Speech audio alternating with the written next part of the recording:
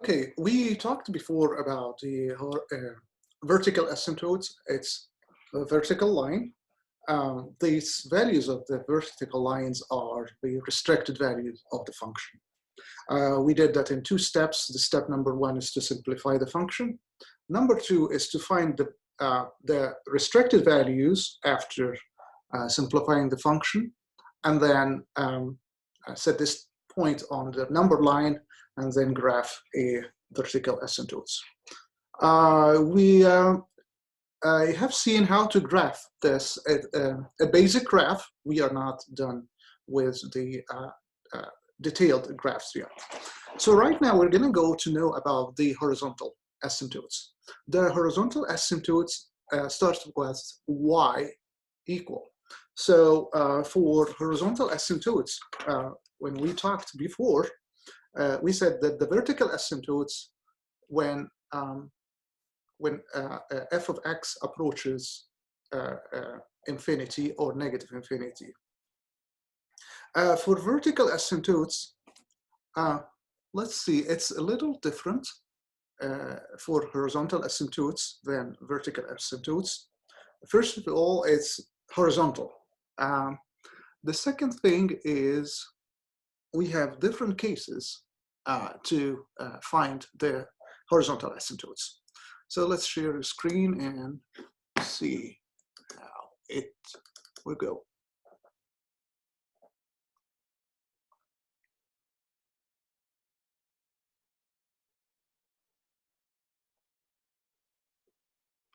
All right, so horizontal asymptotes. Maybe.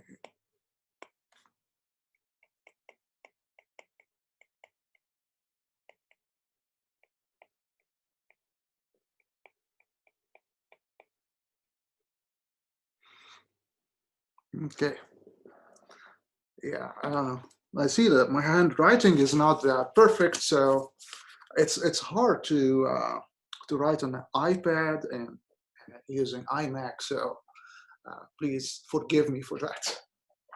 All right, so let's get the meaning of horizontal asymptotes. So horizontal asymptotes, I'm going to give y equals d. Remember, before we said x equals c. So y equals d is a horizontal asymptotes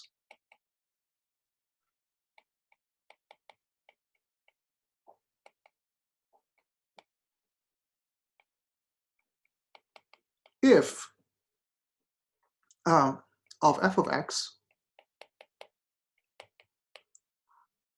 if f of x approaches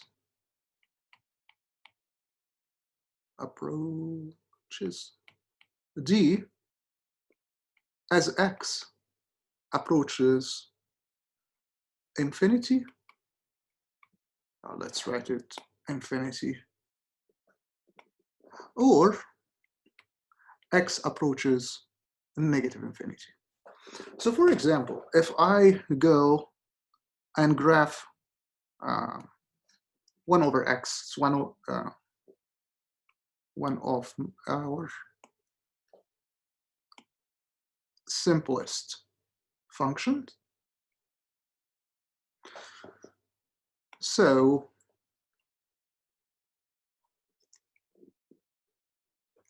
here is 1 over x. So y equals 0, which is the x-axis, is the horizontal asymptote of this function. So if we go to the definition, and this is negative infinity, this is infinity, infinity, negative infinity. So the definition said if f of x, y equals d, which is y is 0 here, okay, so my d value here is 0, okay, is a horizontal asymptote. We call this horizontal asymptote if f of x approaches d, with f of x means approaches 0 here, so f of x approaches 0. This is f of x, that's the curved line approaches 0. When x approaches what? Where does x go? Go to infinity. Or here, f of x approaches 0 from the other side when x approaches negative infinity.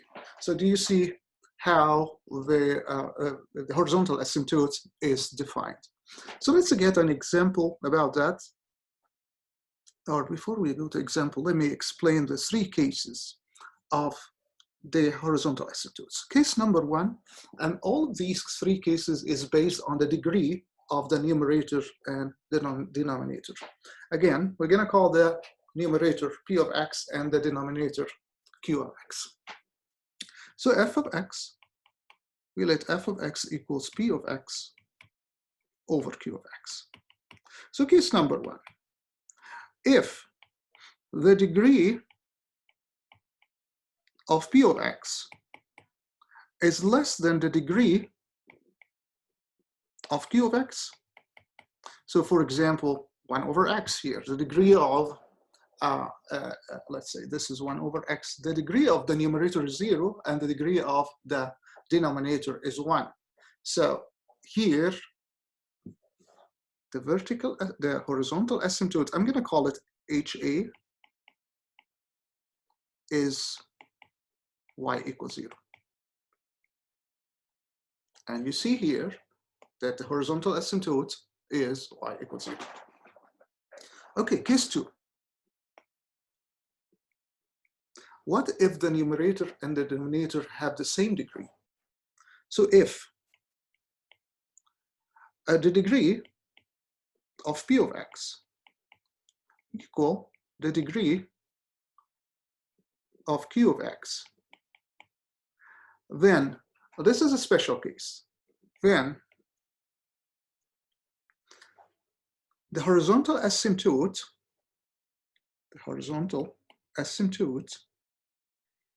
is y equals the leading coefficient of p of x over the leading coefficient of q of x.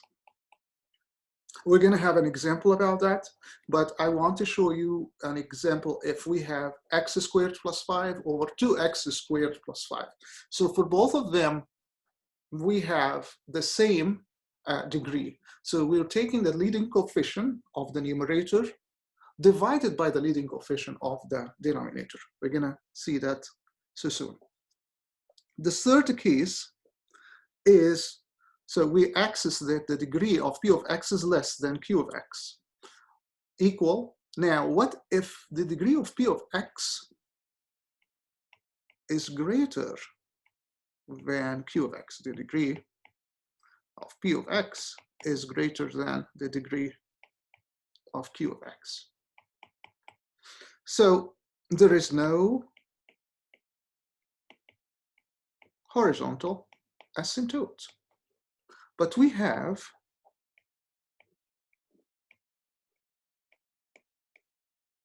slant asymptote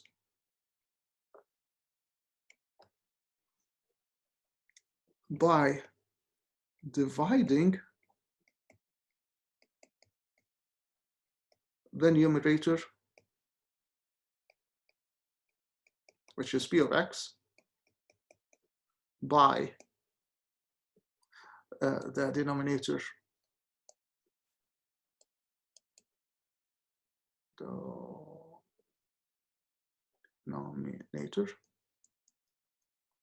q of x.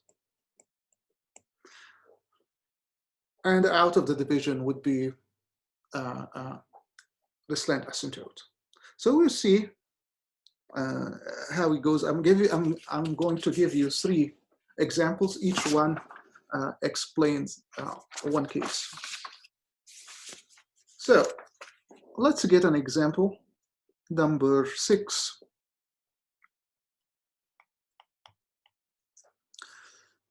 We want to find the horizontal asymptote with x, let's say f of x equal x plus 4 over x squared minus 3x plus 8. Okay, So we see that what is the degree of P of X? So I'm going to write down here the degree of P of X, which is a numerator, is what? I see some of you says 1. Correct. The degree of Q of X is how much? 2. So 2 is greater than 1. That means that the degree of P of X is less than the degree of P of X is less than the degree of Q of X. Therefore, which case is that? 1, 2, or 3? Let's see them again. The degree of P of X is less than the degree of Q of X. So therefore, the horizontal asymptote is y equals 0. So now, the horizontal asymptote is y equals 0. Okay, you can say 0. Okay, this is not a horizontal asymptote. The horizontal asymptote is a line. Okay, you can say a point, it's just 0. No, it's y equals 0. So let's get another example. Example 7. Find the horizontal asymptote of f of x equal 3x squared minus 3 of x minus 4 over 8x squared plus 9x plus 1. All right, what is the degree of P of X? It's 2, and the degree of Q of X is also 2. So they are equal. So which case is that? Well, we see that this is case number 2. Therefore, I'll take the y equals the leading coefficient of P of X divided by the leading coefficient of Q of X. So let's see that. So the leading coefficient of P of X is 3, and the leading coefficient of Q of X is 8. So therefore, y equal the horizontal asymptote is y equals the leading coefficient of the numerator is 3 divided by the leading coefficient of the denominator is 8. Okay? Cool. Let's get another example, which is in your paper, example 8 in your paper. F of x equal x squared minus 3x plus 5 over x minus 1.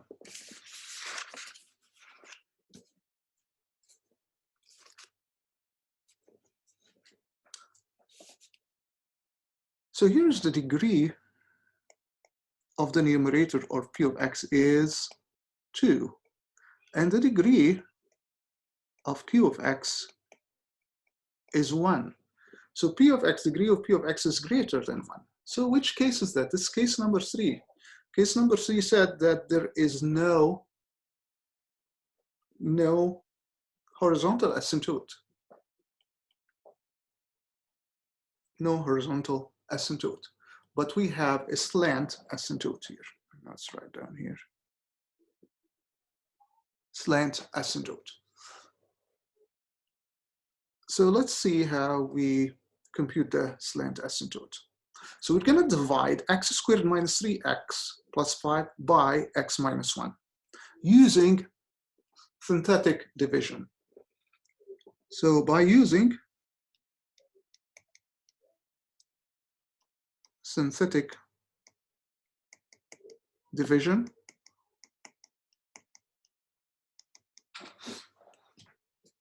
so we're going to get the 0 of x minus 1, which is 1 here, and take the coefficient of the numerator and use the synthetic division. So let's do that together.